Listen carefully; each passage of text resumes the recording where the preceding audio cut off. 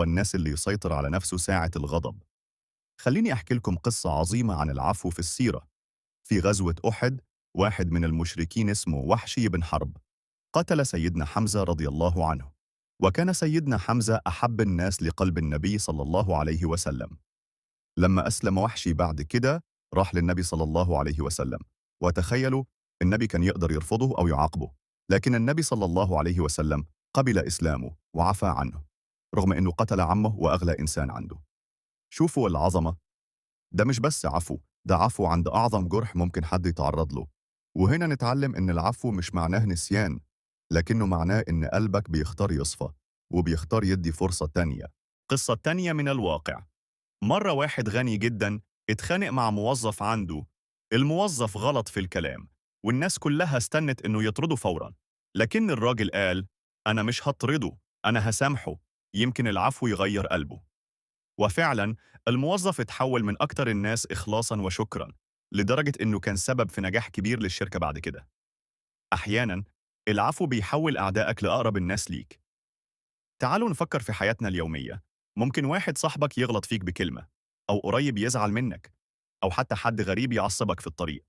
في كل موقف من دول عندك خيارين: تنتقم وترد بنفس الأسلوب، وده ممكن يزود النار، أو تعفو وتكون أنت الشخص اللي عنده قوة يوقف الغضب.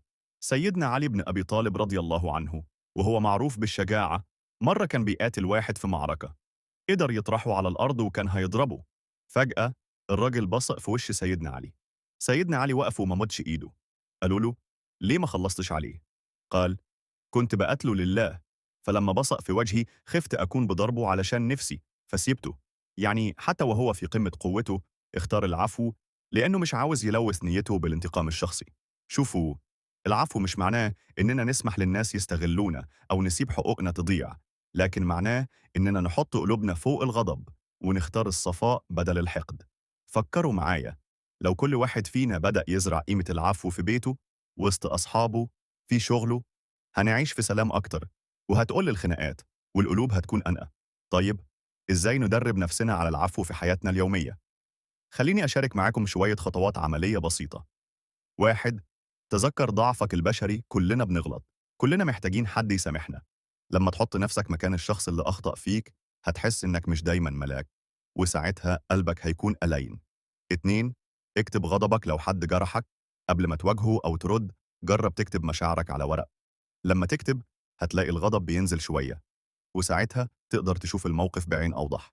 3، تذكر ثواب العفو. ربنا قال في القرآن: وليعفوا